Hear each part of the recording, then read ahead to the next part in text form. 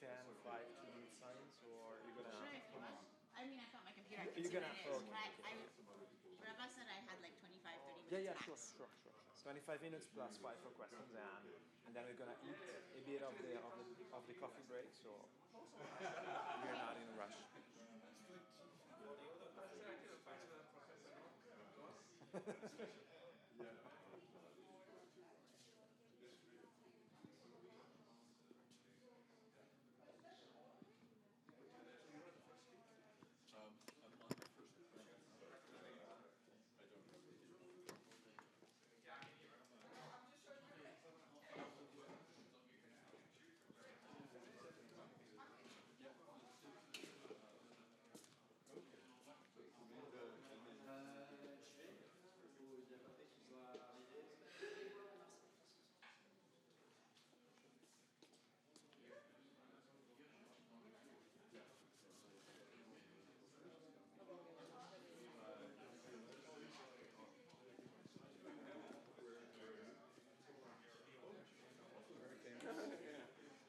Now we have a.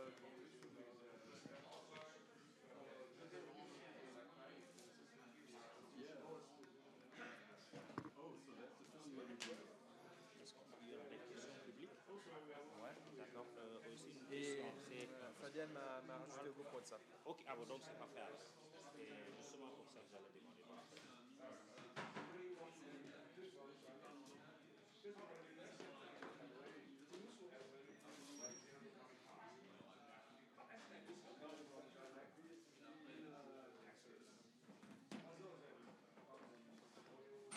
Gentlemen, should we start? Yeah, yeah. Okay. Yeah, we should.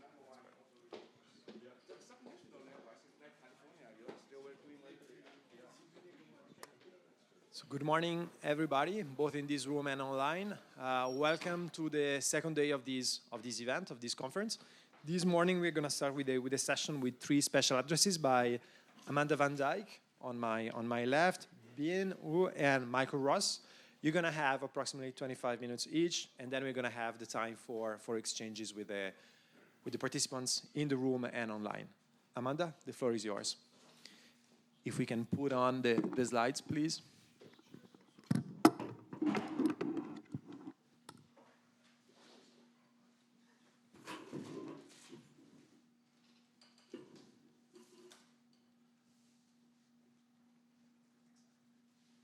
Hi. So my name is Amanda Van Dyke, and I've spent the majority of my career in mining investments, largely in the junior mining space. So on a global basis, financing the next generation of mines, exploration, development, and construction. I work with the CMA in the UK, which is the Critical Minerals Association, which is the industry association that promotes the development of mining in the UK and throughout Europe and the world. So I'm a little bit different from a lot of the academics here in that I come from a very mining industry background and basis.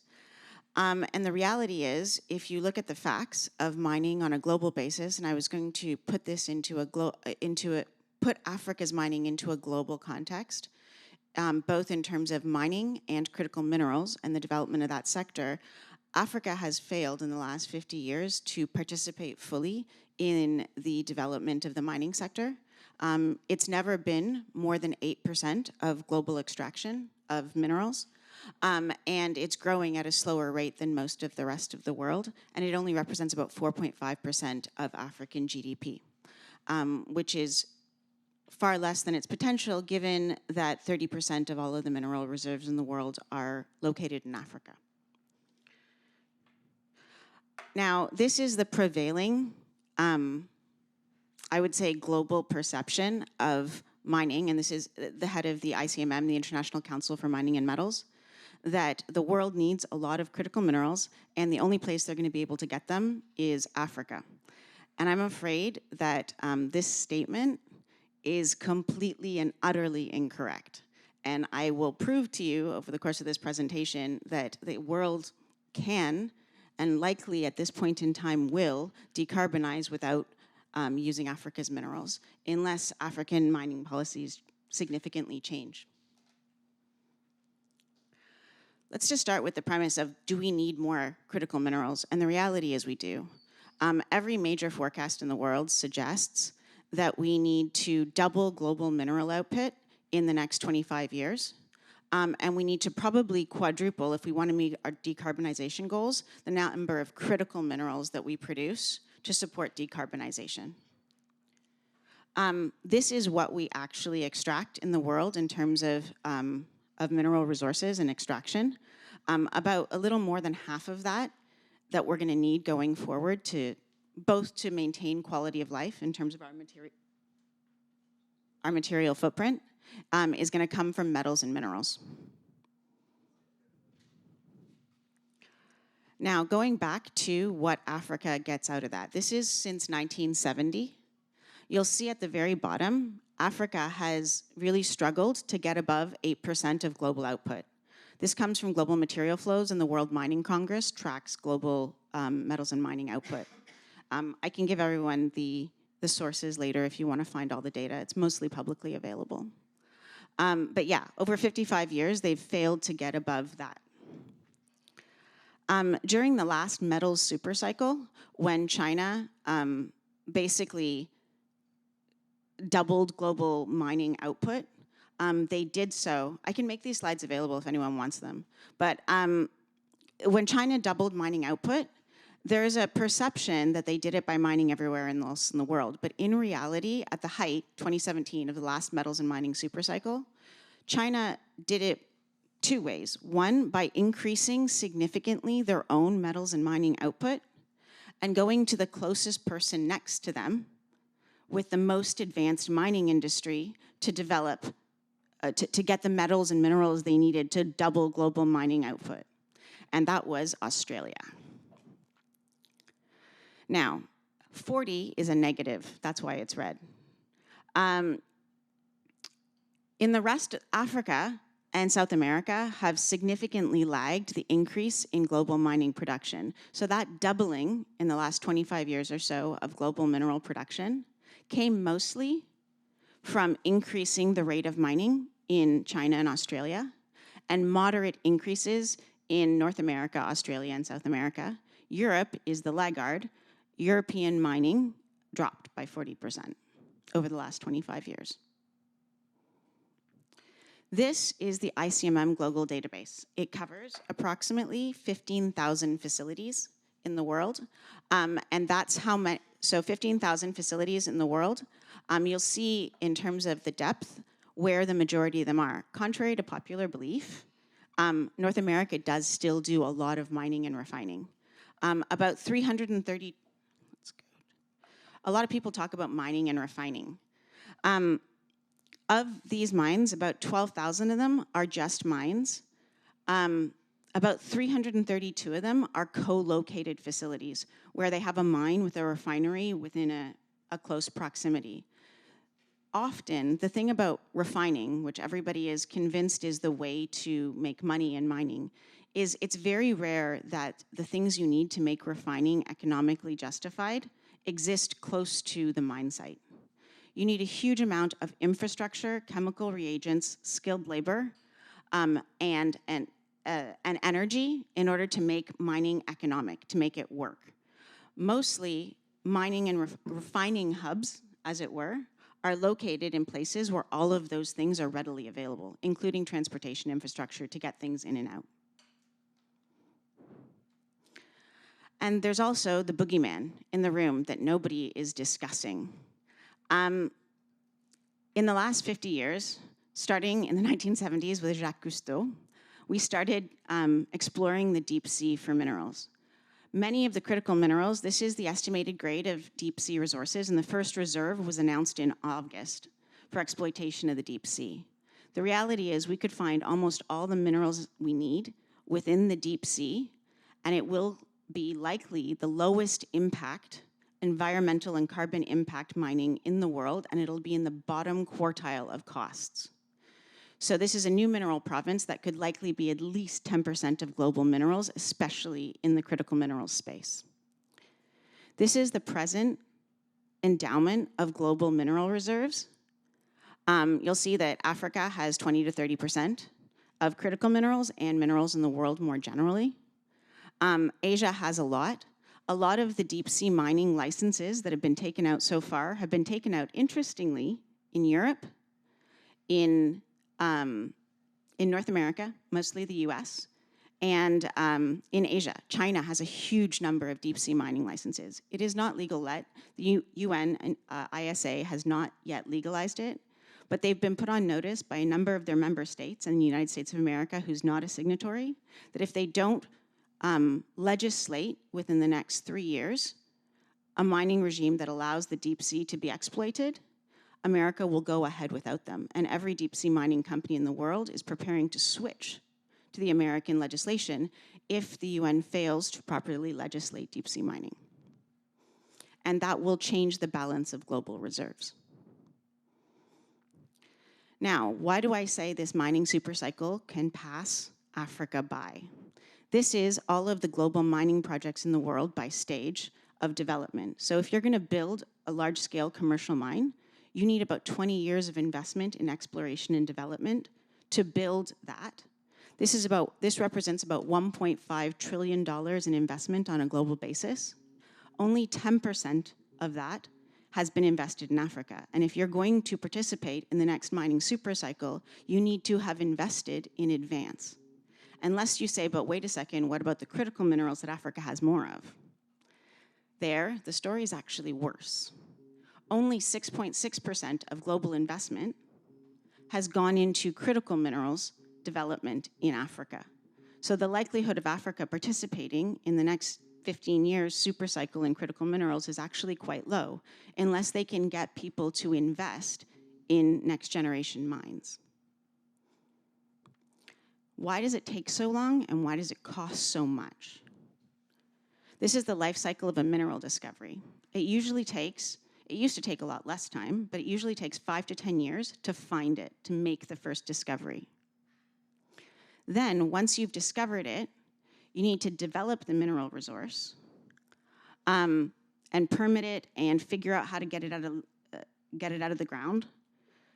This is about what it talks. This is just to develop the actual reserves that you need, that you want to mine on a commercial basis.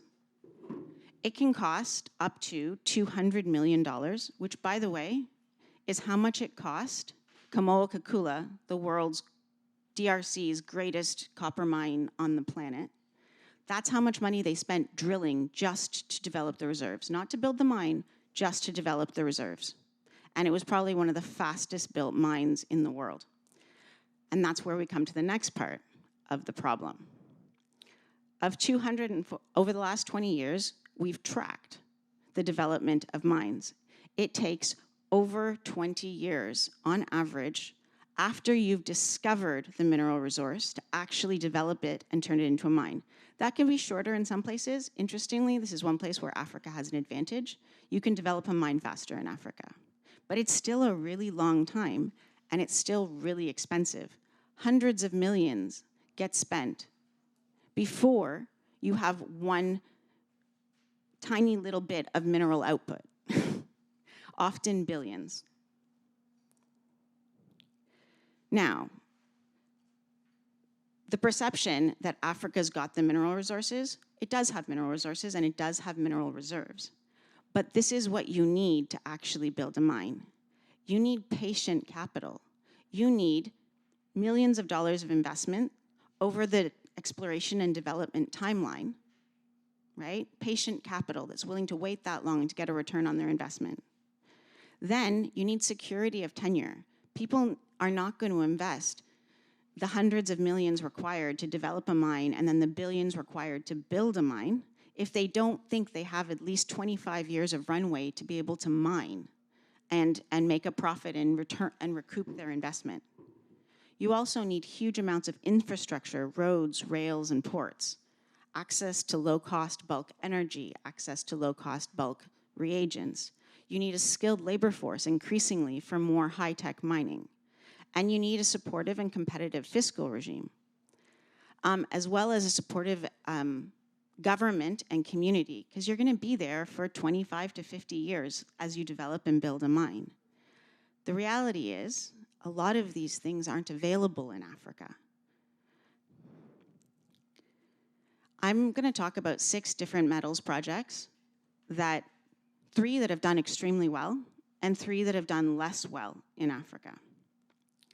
So Kabanga nickel was discovered in the 70s, but they didn't actually develop a resource until the 2000s.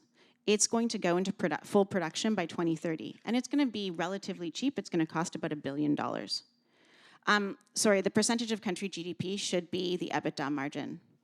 But my point is, it's not as profitable as you would think, and often it takes 5 to 7 years of production before you start turning a profit after you've invested the money. Simandou iron ore is the best quality iron ore project in the world, the highest grade and the largest. It's also far inland in Guinea. It has taken 28 years of development and $24 billion, 10 billion of which was building a railway from the mine site to port in order to open up this deposit. It will take them a really long time, even with that incredible profit margin, operating profit margin, to be able to recoup 24 billion in investment. As you can see, but the reason people want these projects, and this is at the bottom, is what percentage of the country's GDP in question it's likely to represent. It's significant. Kamoa-Kakula, as I mentioned earlier, is the world's premier and best copper project. It was actually a bit of a miracle it's run by a mining entrepreneur who's very talented, and he found it, built it, and has started producing faster than almost any copper mine in the world at this point in time for something that size. But I'd like to now go, and these are all great examples, but they need to give you a bit of a flavor for how long and how expensive it is to build the kind of mines that can make a difference in country GDP. Now let's talk about some failures. Mopani copper, they actually discovered it in the 1900s. It's tiny, it was tiny. Around 2000, Glencore took it over, and they went into full production in 2005. They spent in total about 3.5 billion in capex. Now, the Zambian government got very angry at them and made a very big public display of the fact that they hadn't received any tax revenues, corporate tax revenues, based on profits from Glencore. And they claimed that it was doing it all through loans, and they made a lot of claims about the fact they were very upset that they saw a lot of copper coming out and they weren't getting any profit revenues and corporate taxes from it. They forced Glencore to give up its asset. They managed to get the UAE to buy 50% of the project for 1.5 billion, the debt that Glencore had on it, of the 3 billion they spent, and they started operating it. Yesterday was one of the last year, 2024, was one of the historically highest years of copper prices in the world. Mopani copper lost 5%. That was its operating losses that year. Glencore theoretically lost 1.5 billion of its investment, but it recouped its debt. But my point is, everyone said they didn't pay any taxes, but when the government took over without any debt on the project, the operating losses were still 5%. Mosul Alumina and BHP, everybody wants refining income, they ran quite effectively. They spent 2.26 billion, they produced a lot of money, they were 6 to 8% of Mozambique's GDP, but after 5 years of negotiations trying to explain to the Mozambique government and Eskom, who was the energy provider, that they needed a steady supply of energy to keep running it, they said they couldn't give it to them and they were tripling the cost of energy if they wanted to keep running it. In March 2026, this smelter will close. 6 to 8% of Mozambique's GDP will close because they cannot make any money. They will refuse to operate at a loss. Mali's mine, which has changed recently, this was a very profitable mine, and they paid their taxes, but Mali changed the tax regime for a number of reasons, mostly because they were angry at the French government. And they retroactively tried to increase the amount of taxation they got out of a profitable mine, and they repossessed the asset. Now, These companies have all invested over long periods of time, huge amounts of money, investing in Africa. And what you need to know is Barrick is the world's largest gold company and a top 10 global miner. BHP is the biggest mining company in the world. And Glencore is, I think, third or fourth right now. These are the biggest, best multinational mining companies on the planet. And all of their shareholders have mandated that they have no more than 10% exposure going forward to Africa because of the risk of investing there. Africa's, we can talk about it later, and you have a tax expert here, but generally speaking, Africa's tax regime is quite high compared to the rest of the world. It's not competitive with other places in the world. Development of new mines is more expensive and significantly more difficult based on the tax regime and the lack of infrastructure. It costs between 20 and 30% more to build a mine in Africa, and it costs 20 to 30% more to operate a mine in Africa. That is why only the top 10% of African projects get developed. Because only the top 10% can make enough money to justify the cost and the risk of investing in Africa. The top-down approach to mining has a lot of issues. And the tendency to try to recoup mining revenues and associate multinational mining companies with colonizers has led to significant issues in hostile investing environments, which a lot of mining companies, like the biggest mining companies of the world, has decided is just not worth it. They can invest elsewhere in the world for cheaper and have better security of tenure. If Africa wants to attract more mining investment, it needs bilateral investment treaties with countries that protect the guys who invest the billions of dollars to build new mines. It needs partnerships to build infrastructure and energy that can support that mining industry. And they need total mining rent systems where the taxation is comparable to global norms.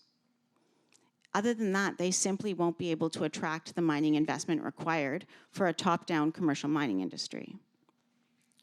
And then there's the biggest elephant in the room. Over $50 million a year is lost to illegal mining in Africa. And a lot of that is in gold, but it's also in a huge number of critical minerals. All of that goes to foreign countries and pays for militias and crime, and the tens of millions of artisanal African miners are effectively criminalized for doing what they've done for hundreds of years. Africa gets none of those mining rents. It all leaves the country. It's like a negative on their GDP. And the potential GDP through linkages is also lost. Failure to formalize the mining ecosystem in Africa is a loss to Africa's GDP and stops Africa from developing its own mining ecosystem. Is it going to look like BHP and Barrick? No, it's not. But those people need and deserve the only way. How did China, how did Australia, how did America develop the biggest mining industries in the world? Believe it or not, it didn't start with BHPs and Barricks. It started with individual guys panning for gold and digging in their backyard. And eventually they formed cooperatives. Eventually they built bigger companies. Mining development needs linkages that starts at the bottom. To develop an African ecosystem, I genuinely believe you need to find a way to formalize artisanal mining. And this has been done on a small basis throughout Africa. But until it's nationwide, it's not going to work. The problem is it works on a small scale. There are 20 or 30 examples of small cooperatives that have formed to formalize artisanal mining that work very, very well. But unless it's put to a nation scale, you won't be able to get the revenues and create the ecosystem required that causes real development multiples. this is all being done digitally these days. So and this is being, Angola, for example, mapped all of its mine sites and licensed it on the blockchain. They enabled microfinance to give them the tools that they needed, and they provided the concentration hubs required. So once you mine low-grade ore, you need to concentrate it into something that can be refined. It's the in-between step for refining. By doing all this in a very short period of time, okay, and there are examples of this work, every single step here has been done and is being done effectively on a small scale, and there's about 10 years of data to prove that it works. If this was rolled out on a national scale, all of that revenue being lost could be recouped by the countries in question, and you could start developing an African mining ecosystem by Africans. That's how you attract top-down mining and support it with bottom-up mining, because that's how you create true development linkages. That's how you get African mining to be 10% of African GDP. You need both a top-down and a bottom-up approach. And that's it.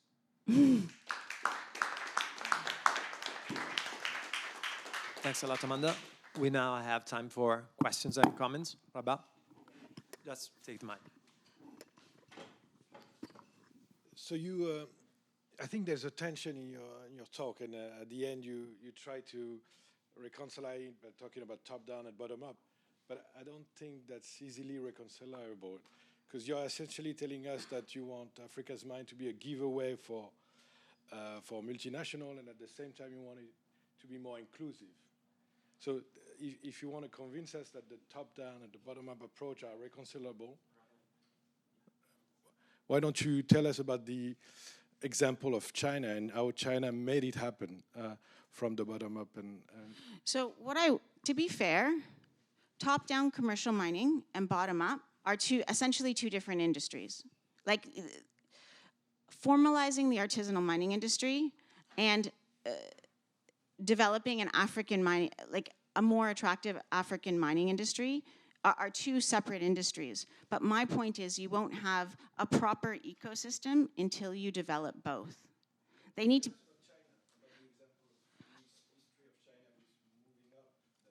So in 1950, when Mao actually designed his 100-year plan for the development of the Chinese economy, he recognized that being price takers in the global market was a major issue, and he realized that they needed the inputs of production. And so while there was a lot of very unadvanced coal mining, I mean, for years, and this is really quite sad, a lot of people died coal mining in China. But nonetheless, they had a largely artisanal, they're the largest gold producers in the world. They had artisanal gold mining, and they had semi-industrialized gold and coal mining were the main things they had, and a small bit of iron ore. But part of his industrial policy was to prioritize making, it was a long-term 100-year plan of which mining was a part. And slowly but surely, they permitted Chinese miners that started with small-scale guys that mined in a very basic way, semi-industrialized at best. And slowly, over time, they created their own mining industry. Right now, they're the best miners in the world. It took 75 years, but that's how it was done. They permitted loans. They basically incentivized it they encouraged everyone to have mining licenses, and they licensed every mineral they had in the country. And they encouraged small businesses. They gave small business loans. And slowly but surely, they built, over 75 years, from artisanal mining up to the mining industry they have today. Pure bottom-up. Although, I mean, in the last, I would say 25 to 35 years, they put that on steroids, frankly, by borrowing huge amounts of money to develop internally. Yeah, thank you. Thank you for your presentation. I have a question regarding the numbers that you use, especially, for instance, the EBITDA and so on. For instance, Glencore in Zambia used a hedging contract with an affiliate in Mauritius in order to report no revenue. Okay, we don't care about the profit, but even for royalties, they underestimate significantly, and have been condemned in Switzerland and in Zambia to have underestimate their turnover.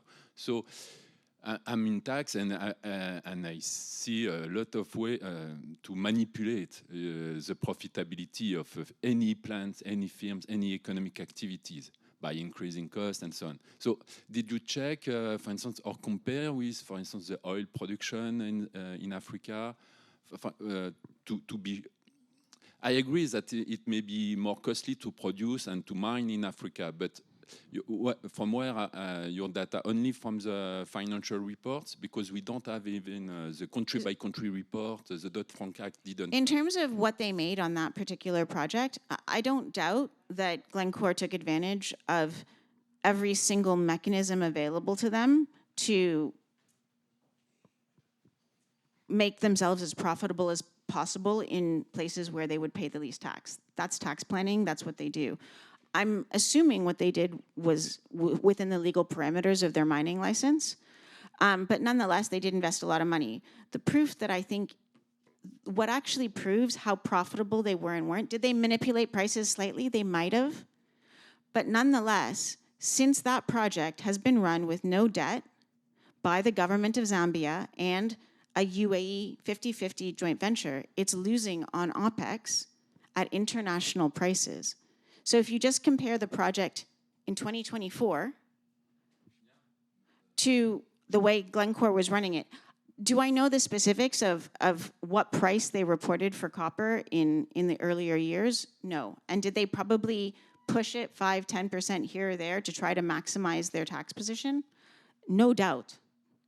Nonetheless, the project is not as profitable as one would. You can't argue with the fact that now that it's completely run by Zambians at international prices, it's still losing money. Wrong finger.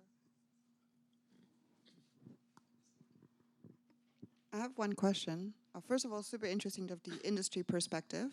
I'm a little bit puzzled about the absence of criticism on the mining corporations. They have extremely bad human rights records. They have extremely bad environmental footprints. Glencore is also at the top. If you look at any human rights organization, you see a lot of issues. At minimum, that should be mentioned, because these are not some global conglomerates that just come in and the poor African countries don't give them room to operate. These are actually pretty evil companies in some of the ways they operate. I realize that is the general perception of the academic community. But no, this is a human rights perspective, actually. That the academic community is generally a large part of. But nonetheless, Glencore has an excellent operating record in Australia, in Canada, in the US. That's because the regulation is good, not because they're a good company. If you want to hate Glencore, fine, but then you can't hate everyone that abuses human rights. Then you can't expect them to invest in African mining, and they are one of the top 10 miners in the world. And they don't. They have reduced their exposure. Their exposure, the only exposure they're allowed to Africa is 10% in minerals, and they're going to keep it there, which means they're not investing any more money. So if you look at the big cobalt mine in oh, it's okay. Thanks. This is very interesting. So you went very fast through some of the material because I know it was very rich, but I think I saw a bullet point that said that challenged African governments on beneficiation to prove that it was competitive with foreign beneficiation. But then you talked about the Mozambique smelter and the challenge of increasing the energy costs. Now, I don't know this case study super well, but my understanding is that this was using more than 40% of the grid power in Mozambique and employing less than 2,000 people. So if at some point they say, well, you know, this is the actual market rate of our tariffs, we can no longer subsidize this smelter at such a heavy rate for less than 2,000 jobs, these two things seem to be in contradiction to one another. You gave that as a bad story, but from Mozambique's point of view, maybe that was perfectly reasonable to have the smelter shut down, you know, if they weren't able to be competitive, paying competitive energy tariffs. You are right in terms of, it wasn't a bad example of Africa doing anything wrong.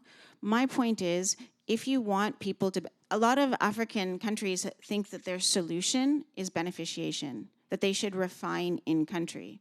And what I'm saying is, to make refining profitable, you need a bunch of things. And one of them is access to cheap energy. There's a huge amount of aluminum refining in China that has cheaper energy, and in North America that has cheaper energy. My only point is, if you want refining and beneficiation, and you're going to force companies to beneficiate in country, you need to be able to establish an economic argument for beneficiating in that country. Or they're just simply not going to invest at all because they know they can't make a profit. And companies that can't make a profit don't invest.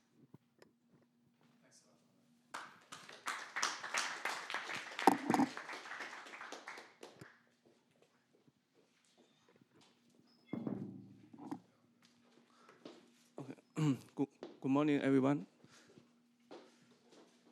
I'm Bing Hu from Institute of Climate Change and Sustainable Development at the Tsinghua University. Thank you for having me here, especially to Roba and Rick. Actually, I really learned a lot from yesterday's talk. So I know everybody's talking about China, so I feel a little pressure, but also at the same time motivation.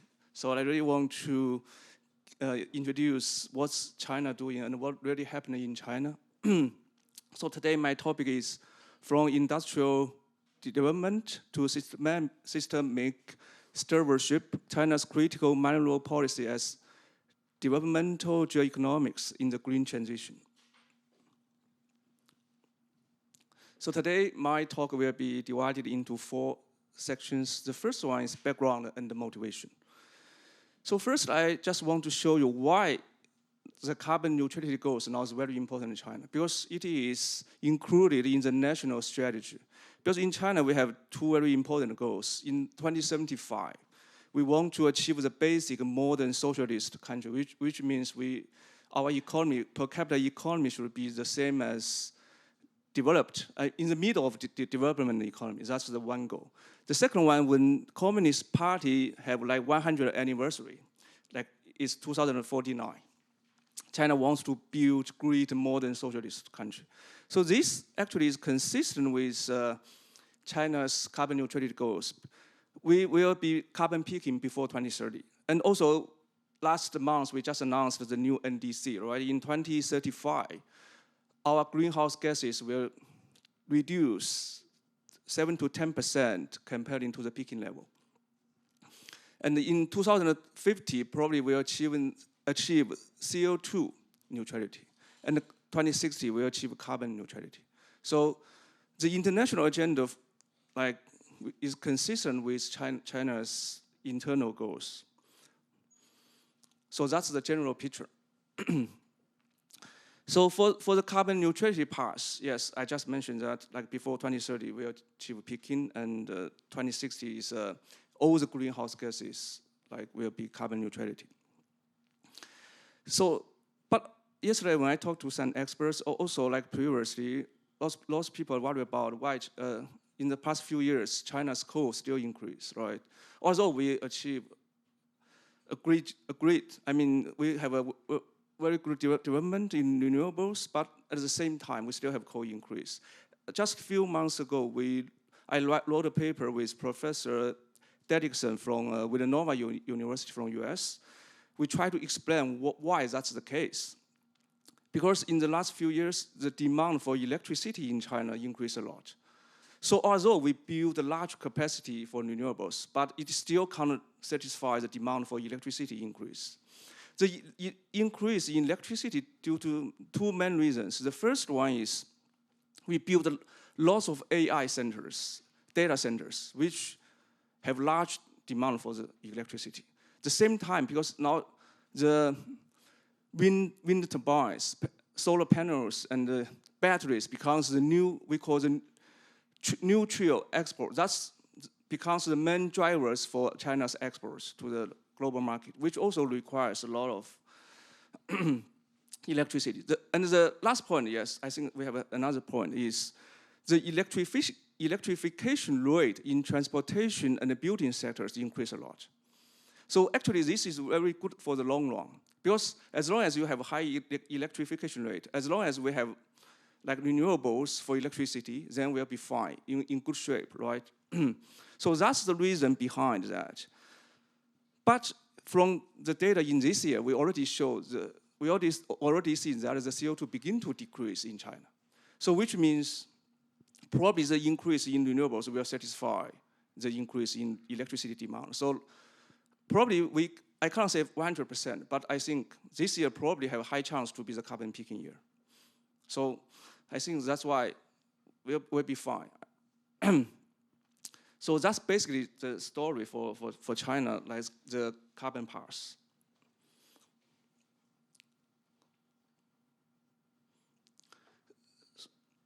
So if we want to achieve the carbon neutrality, the power sector decarbonization is the most important, as I just mentioned. So I will not go to details about the path for the power sectors. I think this picture will give you more, like we have some numbers here. So you will have more vivid pictures.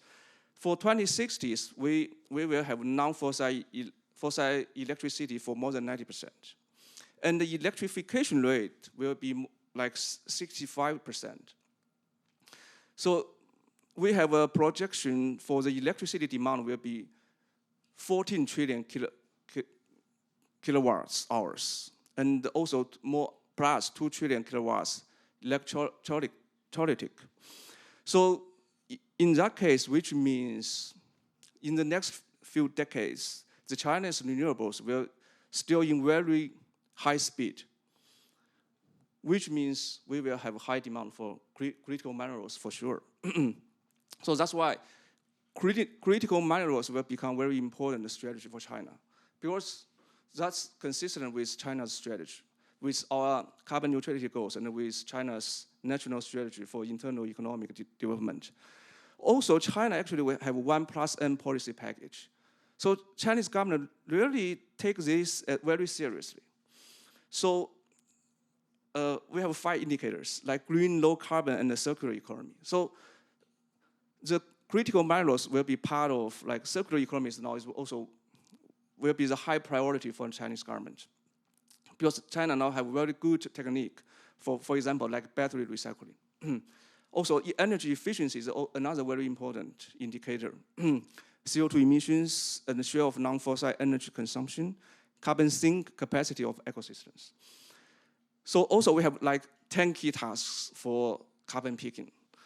And also we have policies for regions, for particular industries. So that's the whole picture for the whole country. Now China begin to have such 1+N policy for each province and each industry. Because if China wants to achieve these goals with lower economic cost, so we need to have a different strategy for which province should pick first, which industry should pick first. That's very important. But this will take the lots of work, because in China we have the development across regions varies a lot, and also the natural resource endowment is also different. So that's why this in the next 5 years, I think China's main task is how to make sure which one will go peaking first, which one will go to carbon neutrality first. I think that's very important. So carbon neutrality is a global consensus. So now more than, I think, almost 140 countries have pledged carbon neutrality, right? Which covers 74% of global emissions, 77% of GDP, and 79% of population. And this data does not include the US. If we include the subnational actions by the US, I think this number will go to probably 85% for the total emissions to be covered. So that's a general picture for the carbon neutrality. So that's why critical minerals are now very important. Because given the China domestic reserve life at the current extraction rates, which will not far behind the China's demand for the critical minerals. Also, China is a top consumer of many critical minerals, as many of you already mentioned. Except the raw materials, like for the processing, China is also is more geographically concentrated in China. Like we have more than around 60% of global lithium processing, 70% of cobalt refining, and 80% of rare earth separation.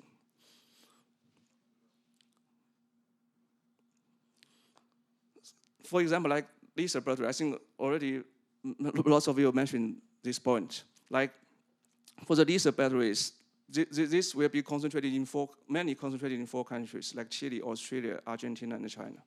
And actually, like, why China is so successful in lithium battery, I mean, in EV cars. Actually, we are writing another paper. Because in 2015, like Chinese battery, I mean, the price is higher than Japan and South Korea. Only 5 years later, China have the same quality, but the price is below, is competitive with US, with Japan and South Korea. Why it happens? I think 2 main reasons. The first one, China has, because China, you know, is a central planning country. So if central government has a policy, then each province will follow suit. Will take advantage of the central government's like fiscal policy. So also the local government will take advantage of its own resource endowment. So different regions will have their priorities. So China is a huge market. So this will really will make the cost down very quickly because each province will do the same, like EV goes to the battery, right? The second reason, like the learning curve is very fast because each province also can learn each other. So what we found is by learning by doing, this alone decrease the battery cost for China around 40%. So that's make China's competitive edge is huge in the international market. I think that's the 2 main reasons why China can be very successful. Because in US, because subnational government have their own policy, they can choose different paths with the central government. But in China, we have the same directions. Of course, they will create also problems like overcapacity, right?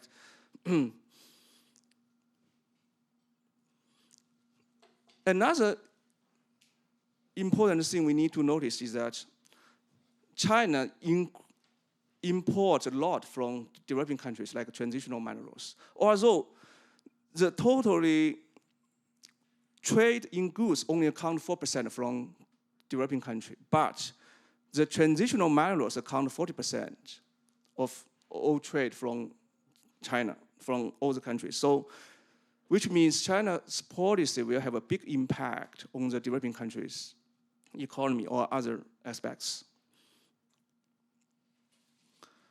So that's why now the criminals becomes very important and attract the global attentions.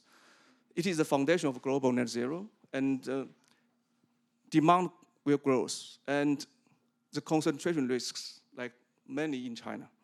So China here will play dual role. The first is system stabilizer, and second is, I think, system demander. Now some like newspapers just say China will become another new Saudi Arabia.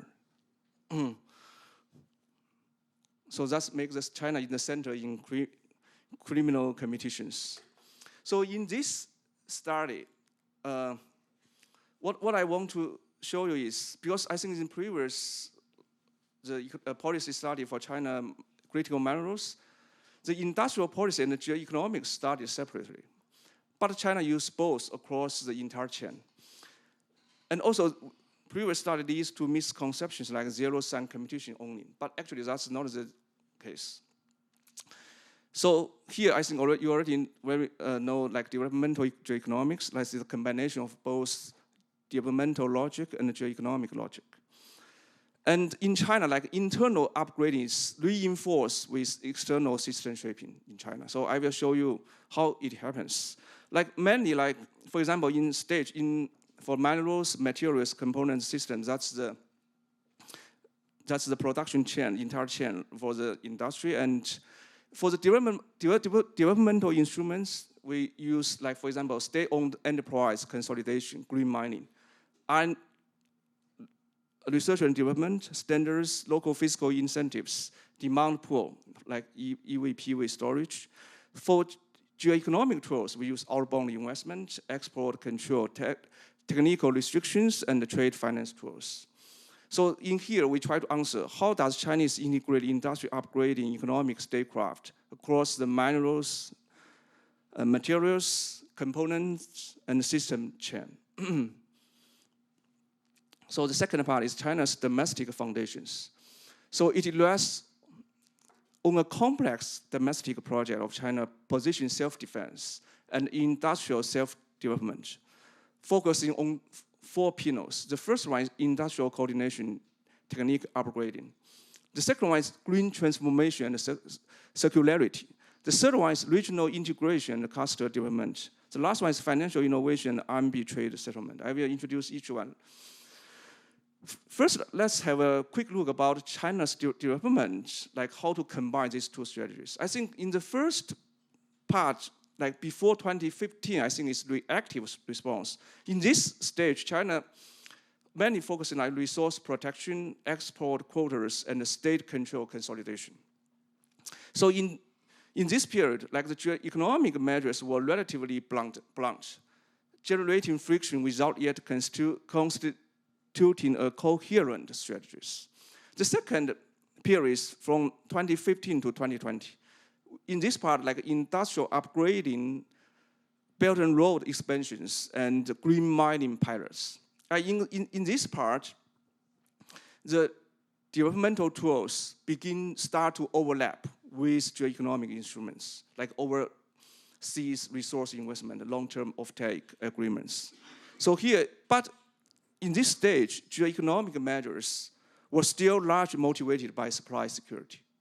So the latest part is started from 2020, after China proposed the carbon neutrality goals. So it will integrate the dual carbon integration with China's economic growth and also the critical minerals strategy. Okay, this phrase blends developmental and geoeconomic logics. So the external engagement seeks not just to secure sources, but co-design rules, standards, and the infrastructure. So the first stage, like industrial coordination and technological upgrading. So because I don't have too much time, so I will go a little bit quickly. For example, in this case, one example, for example, is lithium corridor. China, because lithium corridor is like, for example, Yunnan is very abundant for the lithium. So they connect the Yunnan's salt lakes and the Sichuan's SP mines and the coastal battery manufacturers just focus on EV supply chains. So that's we call the industrial coordinations, depending on different regions' endowments and the relative advantage. So they integrate across the different city, different province. Also, at this period of time, like the technological upgrading represents another critical dimension of this strategy. So the government encourage automation, cleaner production, and digital monitoring. So now if you go China, go to the mining industries, you can see a lot of robots are working there instead of people, real people. So the second is green transformation and the circularity. So beginning with the 2016 Green Mining Construction Guidelines, the government established a mandatory criterion for waste management, water use, and land restoration. And in this part, circular economy becomes very important because the government realized by only increase the extraction is not enough. So we need to have like more advanced recycling technology to satisfy the China's demand for critical minerals. So like the CATL and GM, they also established sophisticated closed-loop system. The third one is regional integration and spatial development. So the first one I just mentioned is industrial coordination. This one is connected the regional integrations. For example, the Inter-Mongolia Rare Earth Cluster serves as both a resource base and an innovation hub for clean magnet technology.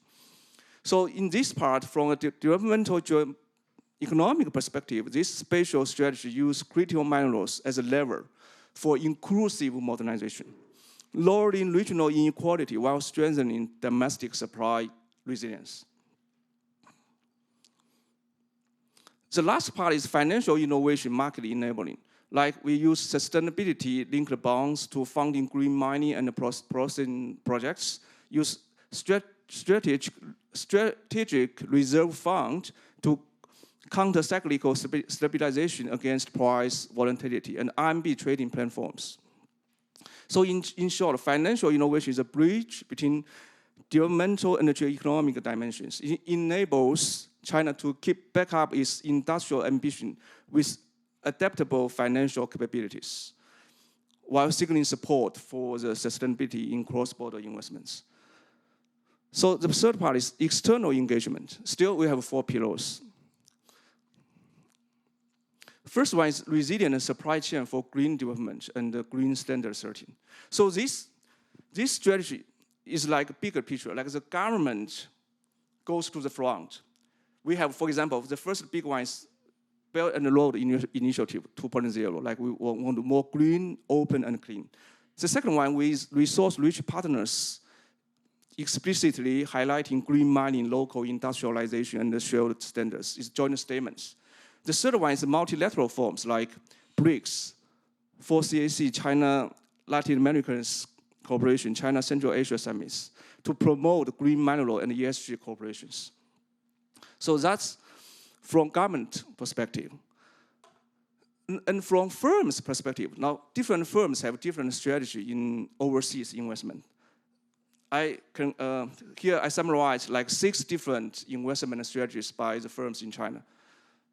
For example, like controlling acquisition, minority equity, greenfield investment, joint venture, project financing, pre-sale financing. So the firms will depend on different countries' environment and the government regulation, so they will choose different strategy, how to connect with these different countries. Because China also learned a lot of lessons from the One Belt, One Road initiative at the beginning, because they lost some money in some countries, right? So that's why they learned a lot in later period. How can they invest in these different countries? I think that's the learning by doing is very, I think, play very important roles in China's accumulation of experience for policy making.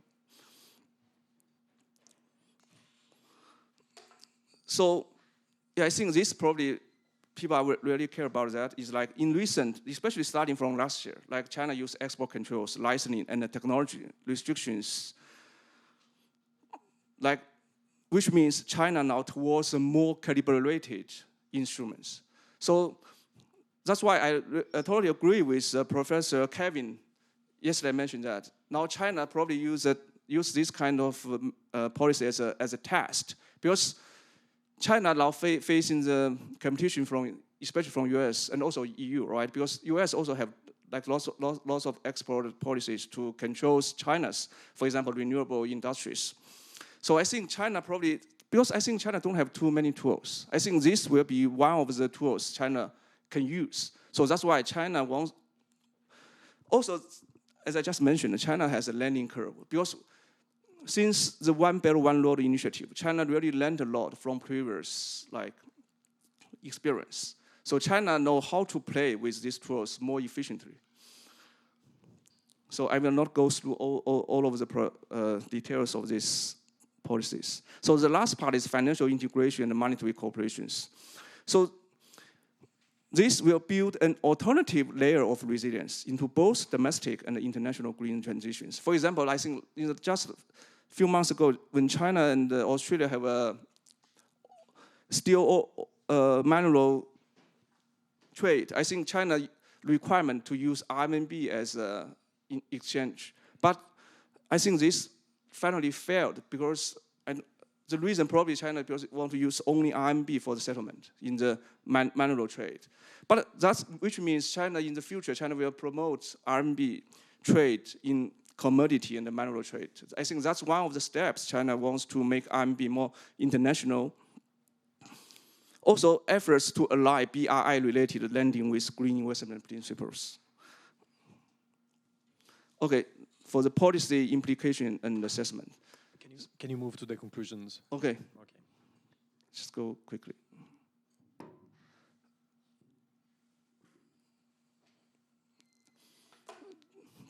Two more slides. The first for policy implication and in discussion for China, I think from national success to responsive, systemic stewardship. For advanced economics, from de-risking rhetoric to cooperative risk management. For the resource-rich developing countries, we should shape in their own developmental geoeconomics. But towards a cooperative government agenda is very important. We should have a shared responsibility in global governance. So critical minerals is not equal to new oil. Weaponizing independence slows net zero transition for whole world. So China for sure will remain central in the coming decades. So how it is interpreted, disciplined, and complemented by the strategies of other major actors will shape not only patterns of industrial advantage and interdependence, but also the feasibility of achieving net zero targets. Okay, I stop here. Thank you very much. Thanks a lot, Bin. We now have time for questions and comments. Who wants to start? Yes.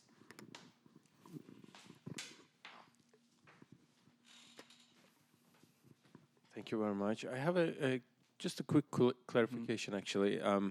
Since yesterday, there is a lot of talk about germanium, and you also in your presentation showed how the demand will increase and how China can supply germanium.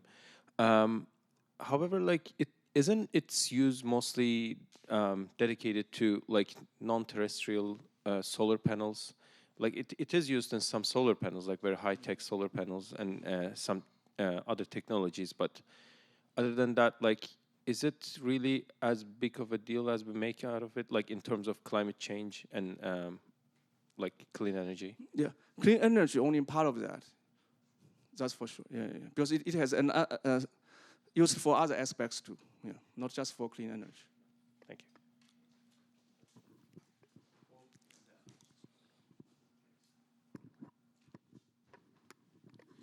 Thanks. It was a very good presentation. What I take from it as a lesson for other countries is that China was not frightened of taking risks and not frightened of failure and didn't really penalize failure. And that enabled it to learn very rapidly. And one of the things you kept stressing was we learn from doing, rapid learning. And that you can only learn rapidly if you don't penalize things that go wrong. And that's, I think, the big mistake of the West has been to run systems where there's fear of anything that fails. And so we're much more cautious, and so we've not benefited from rapid learning. I might be quite wrong, but that will be my main sort of takeaway. You've had this brilliant system of enabling experiments in parallel all around the country. That's the regional stuff is, I think, very, very interesting. It was introduced by Deng Xiaoping, who you didn't mention, but that was the big encouragement of regional decentralization and experiments in parallel, which were then hoovered up. And that was brilliant. And we don't have that. Yeah, I think after Xi goes to power, I think first he has One Belt One Road initiative. I think that's very important because I think at that time China have no much choice because China facing overcapacity issues. So that's why we must export the goods to developing countries. So that's why we have such kind of initiatives. Also, another, like, China knows it will face more pressure when China grows more stronger. So that's why we want to have a circular economy inside of China, because China is already very large, and we have like 1.3 billion people. So without outsiders, we can still have an inside circle in China. That's why they want to have regional integration, industrial upgrading. So that's why China can test, because we have enough room for China to test. I think that's probably the two main reasons. One last question. Thanks for this talk. You mentioned that there is a lot of heterogeneity. You said something about Inner Mongolia benefiting from CRMs. I think also in southern Asia, in southern China, there are some rare earth production. So I was wondering if you're aware of any economic analysis of how the rents or the value created by this industry is shared along the value chain. So what is left of this value to the mining sector, upstream or downstream and so on?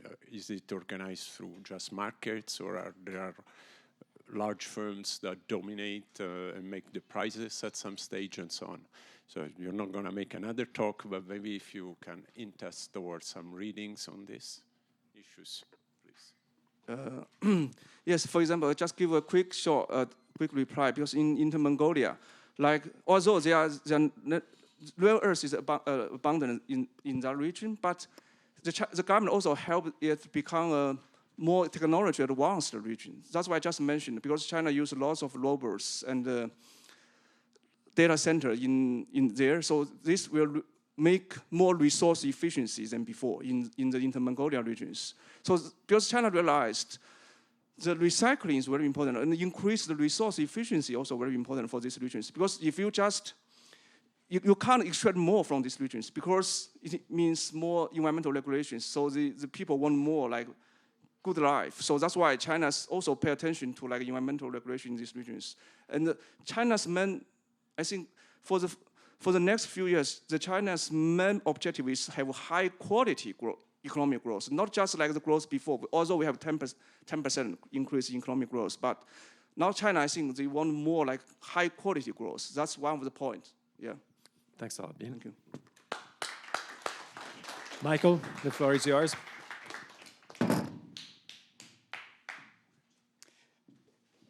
Thanks very much. Good morning, and thank you for having me at the conference. Thank you for the invitation. I'm going to talk this morning about a paper that is co-authored by two of our conference organizers, Raba and Rick, where we look at a very specific problem, which is the set of fossil fuel exporting countries and the challenge they face from diversifying into critical minerals. And I'll say a lot more about what that is in just a moment. The main messages, to sort of put the bottom line up front, is that there is now a large number of fossil fuel exporting countries that believe they can diversify, that are beginning to look for investments in critical minerals, hoping that this will help diversify their exports and their economy. And even though it looks like a economically and politically expedient way to diversify, we think there's a lot of hidden risks that are not fully appreciated.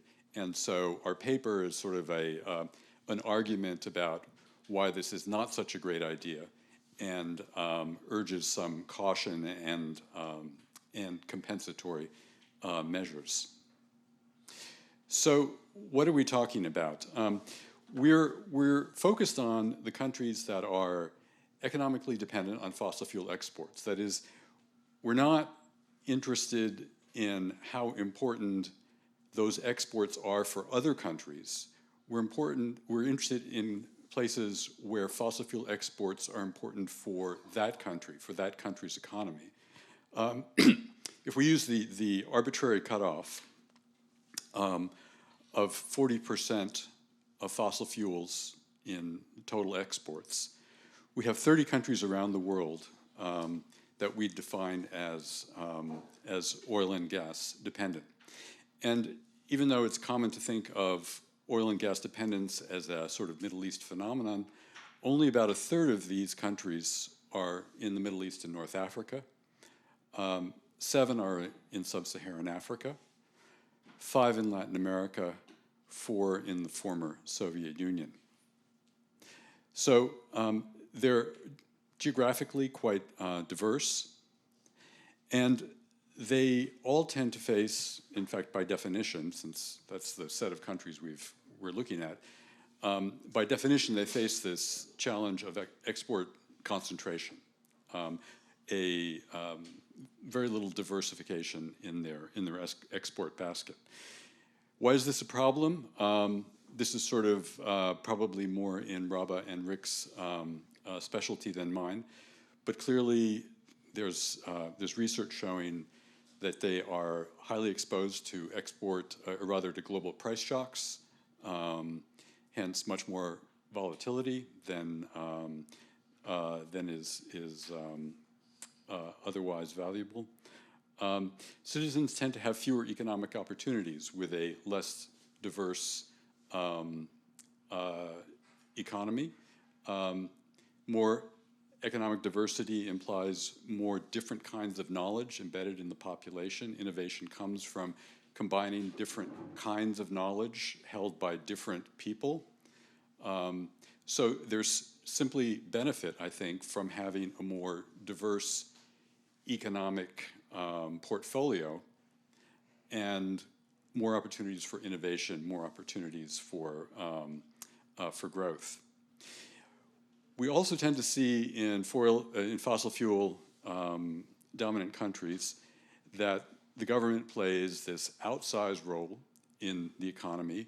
Again, sort of by definition, subsoil resources are state-owned in almost all parts of the world. If you have significant fossil fuel wealth, it means you have a government with a very large asset, generally large revenues relative to the economy.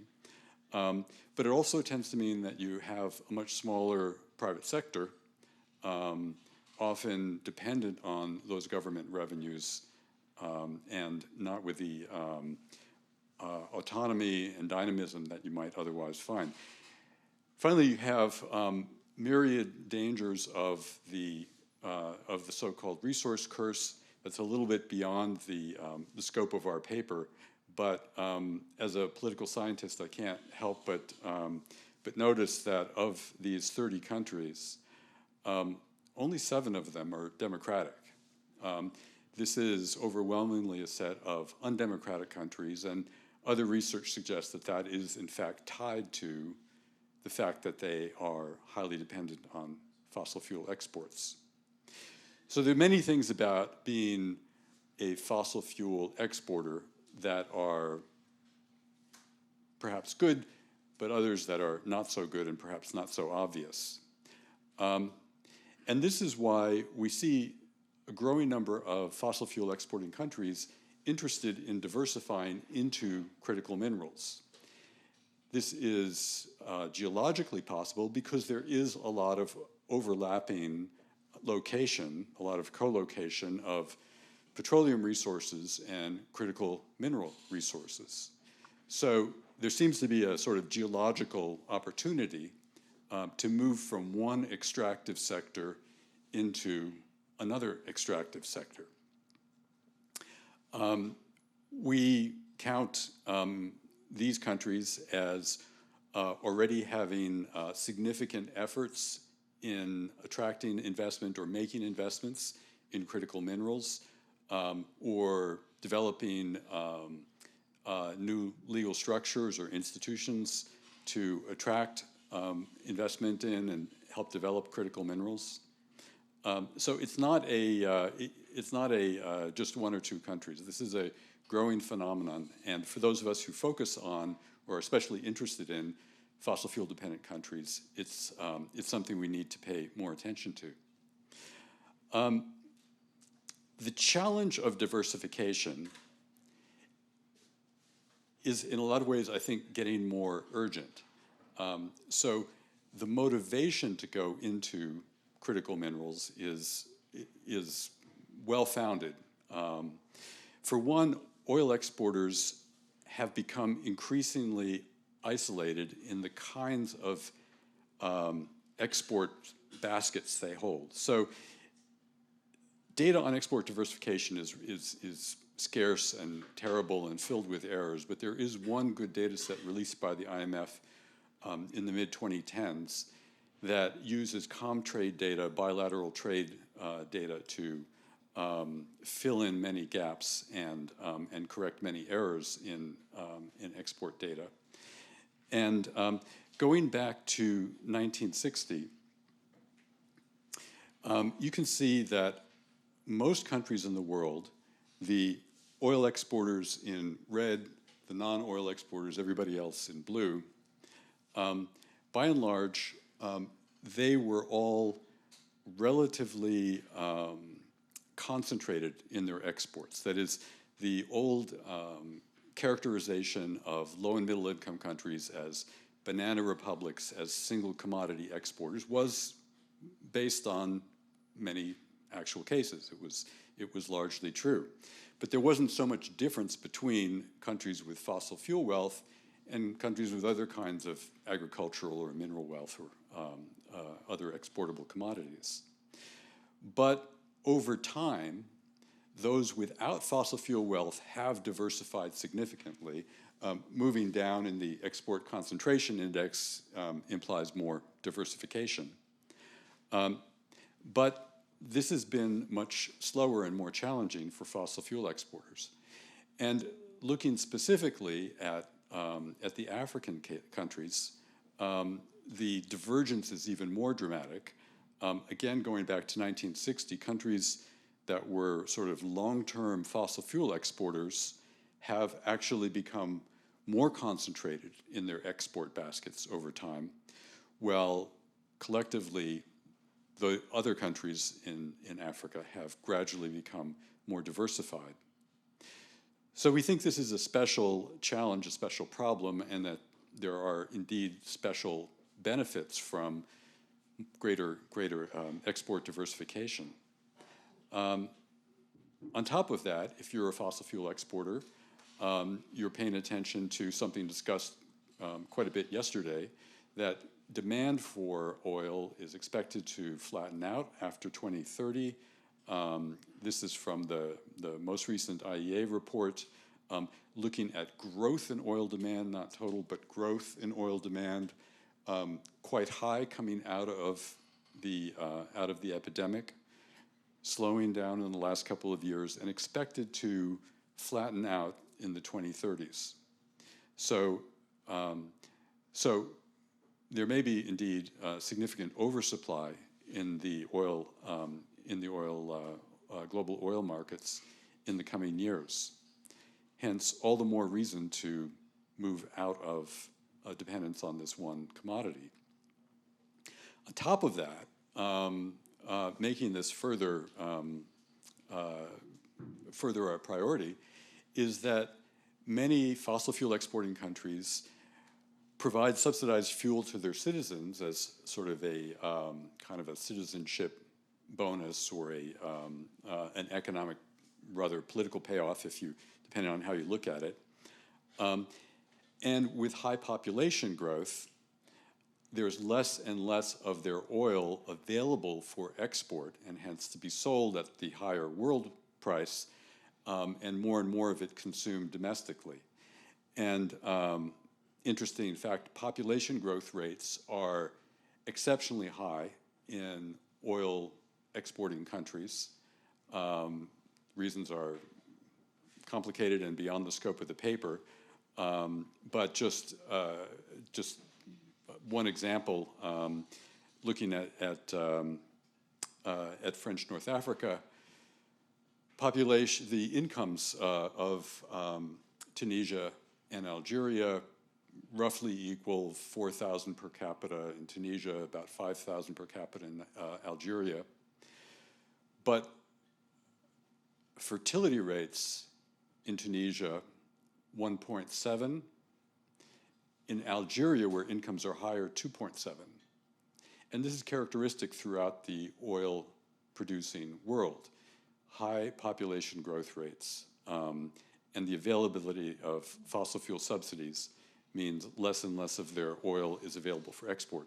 And in other research, which is not part of this paper, I've looked at the push to reform these fossil fuel subsidies. There was, if you're following this issue, in the mid-2010s, around the time of the Paris conference, a very big push, a lot of it coming from the bank and the fund, to encourage states to move off of these fossil fuel subsidies, these consumption subsidies. And with some co-authors, I looked at the success of these reforms, the duration of these reforms. We found that 70% of the reforms failed within the first year, 91% failed within 3 years. And so even though the raw number of reforms increased in the mid-2010s, and the ambition of those reforms increased, they were more far-reaching, their success rate, marked by the blue line here, in fact declined. So it's extremely difficult to reform these subsidies. These countries are stuck in a difficult position, and hence very strongly motivated to diversify. And it seems from the map I showed you a few minutes ago that with the co-location of fossil fuel and critical mineral resources, there's a good opportunity available for many of these countries. Okay. And indeed, we know from previous presentations, from a lot of the discussion yesterday, all of the interest in mining over the last 2 decades, growing very quickly, relative to trading in oil stocks on the left, trading in mining stocks has been increasing steadily over the last 2 decades. Okay, so would this kind of within resource or within the extractive sector diversification be a good idea? We certainly see why it looks logical, why it looks appealing for fossil fuel producers. It seems to draw on a similar set of skills, similar infrastructure, using the Hausman and Hidalgo language. These are 2 things that are adjacent in a multi-dimensional product space. They draw on different, rather very similar kinds of skills. If you're a fossil fuel based economy, there are really no other types of products that are adjacent, that is, that draw on a similar set of skills besides minerals. Okay, so it's a sort of an obvious step. Politically, also, it seems like a convenient thing. It seems expedient. You have similar fiscal mechanisms, broadly speaking. The government role is similar. It's politically expedient. We think political elites are, in fact, building their own sort of political infrastructure on rent distribution, and so finding a new source of rents is going to be politically important. And it may be beneficial if you're in one of the undemocratic states, especially to avoid the rise of new kinds of industries, since historically in many, many countries, democratization is associated with the rise of new economic sectors because it produces new economic elites who demand a role in governance and a voice. But nonetheless, the sort of core message of our paper is that this is not as great an idea as it might first appear. And so we have a series of cautionary messages. Some of this has already been expressed much more in depth than I could ever do by Amanda and by other speakers yesterday. These very long lead times, rapid innovation in renewable energy sector, and geopolitical risk all combine to produce a much more uncertain environment for critical minerals than is often appreciated. And there are significant opportunity costs. There's multiple benefits from diversifying into other types of goods, into manufacturing, into exportable agricultural goods, that are foregone if you only stay within the extractive sector. So we think there's significant opportunity costs, opportunities lost. Countries are not moving towards better protection against trade shocks, at least not to the degree that they could. They're not developing a labor force with a more diverse and flexible set of skills. And again, going back to the initial point, economies with many different types of knowledge held by different people are more ripe for innovation than countries that don't have such a diversity of knowledge, a diversity of skills. So we think the opportunity to become more innovative is lost as you stay within the extractive sector. So our overall overall thrust of our argument is that this within resource diversification pattern is increasingly common. There are opportunities. We understand why it's expedient. We also think the risks are underappreciated. We discuss different ways to mitigate those risks, but that some of these ways are actually much, much more difficult. They're easier to talk about. They're actually seldom carried out. In other research that Rabah has done, he shows that the increasing prevalence of fiscal rules has not been associated with greater fiscal prudence, or has not led to sort of a commensurate rise in fiscal prudence. I talked a few minutes ago about how difficult it's been to reform consumption subsidies, even though doing so would be valuable in many ways. And we think it means foregoing this opportunity to move into other kinds of production that have all of these positive externalities. And that's the presentation. Thanks a lot, Michael. We now have questions, time for questions both here and online, so don't hesitate. Who wants to start? Yeah.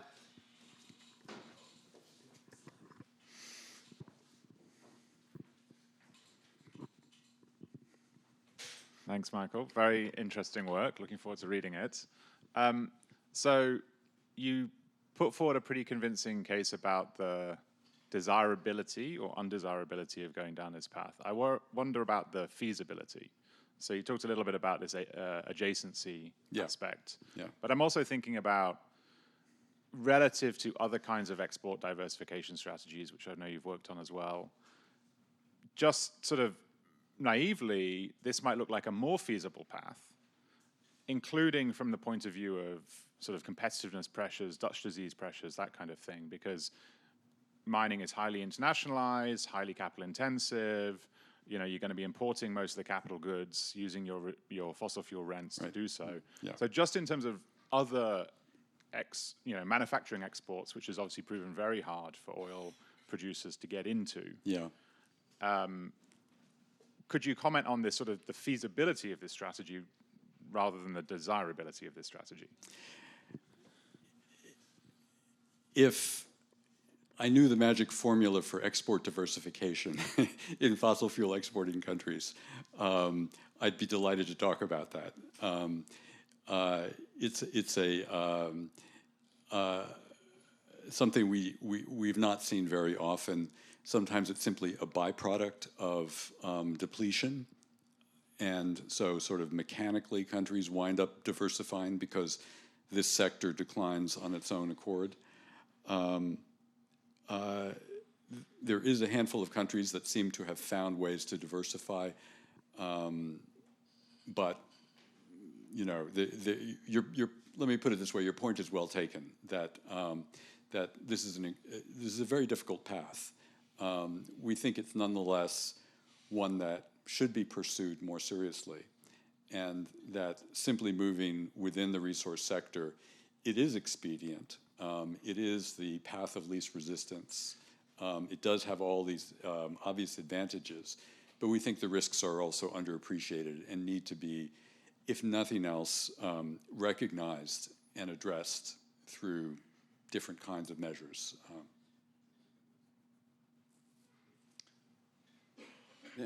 Thank you very much. I have a question about, you mentioned this comparison between Algeria and Tunisia, and maybe, I don't know if it is considered into the paper, but if we go into a bit into political economy, something obvious appear. My question is, how do you think the control of the rent is different between oil and gas and critical minerals? And the subsequent question is, do you think that this switch to this new rents, this will also be a problem for democratic transition, because you talk about demography, but of course. So I would be very interested to see your view about. Yeah. So this is all speculation. These are really good questions. My co-authors might be better positioned to address this. I don't know, Rabah, if you have any thoughts on this, or Rick. Just to stay on Algeria, so the most recent announcement was that, and it's really contrary to what Algeria typically does. So Algeria typically fight tooth and nail to get good term for its contract, but the most recent announcement is that they'll be accepting 80% participation from foreign countries. So I think what's likely to happen, and again, it's very speculative, is many of these oil exporting countries, I can think of Gabon as well, they're essentially giving very loose terms to attract investors, and that may be actually as a result of the pressure that they're facing fiscally, including because of subsidies. So we're expecting that the terms they're going to get are going to be not as good as they got for oil. And indeed, mining is very different from oil. It's many more products, perhaps much more complicated to handle. But on the whole, it's still, as Michael said, it's still going to participate in the solidification of the political architecture and the economic architecture. So that's why we describe it as politically expedient.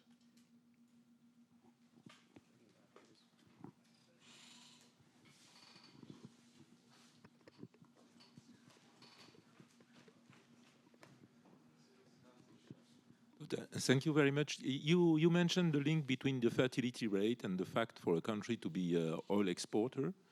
Could you elaborate a little bit more on that? First, how much robust is the correlation between the two? And second, what could be the explanation behind that? I've seen a couple of good papers on this, and I'm racking my brain because it's been a few years since I've looked at it. I can try to follow up with you afterwards. I do recall that it's a pretty robust correlation, and that there's reason to think that it's causal.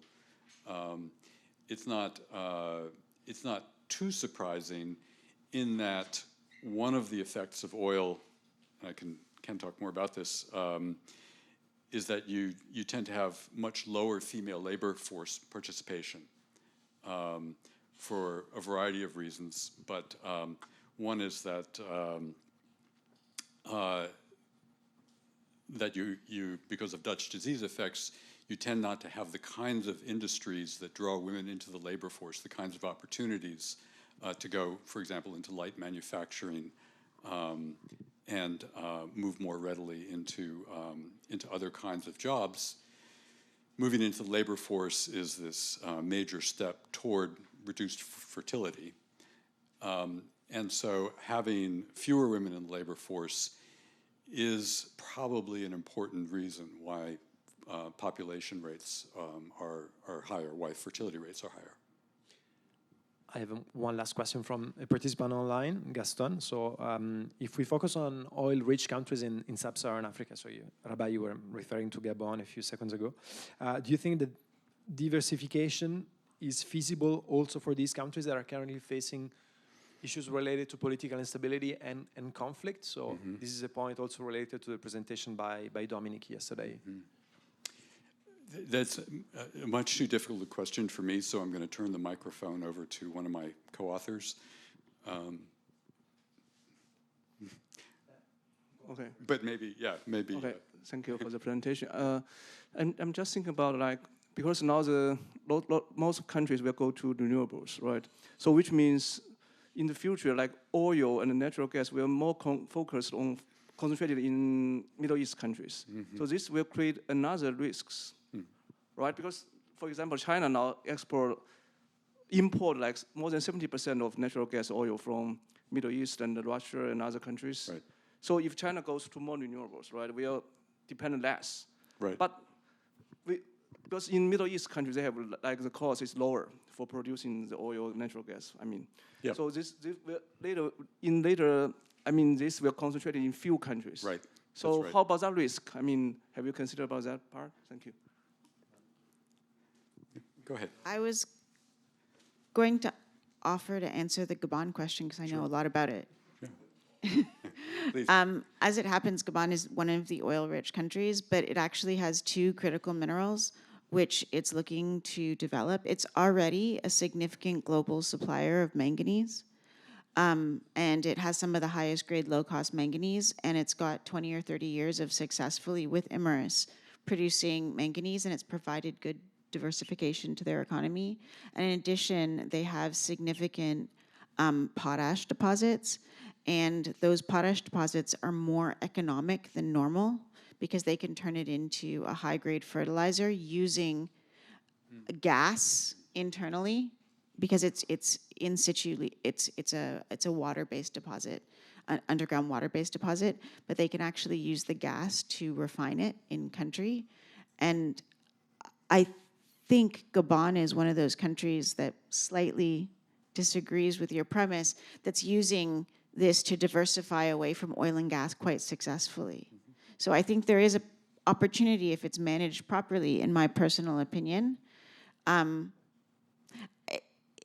It seems to me that you can take advantage of, African countries need to take advantage of whatever advantages they have. And if they have resources that can be developed, potentially they could provide diversification from oil as well. Point taken. You have to take advantage of the opportunities you have. We try in the paper to discuss what kinds of measures governments should adopt if they are going to do this and to make this move to better protect themselves against some of the downside risks, and also to appreciate some of the challenges that you discussed in your presentation. That this requires a very long-term commitment, strong property rights, long-term contracts, probably much more fiscal discipline than is appreciated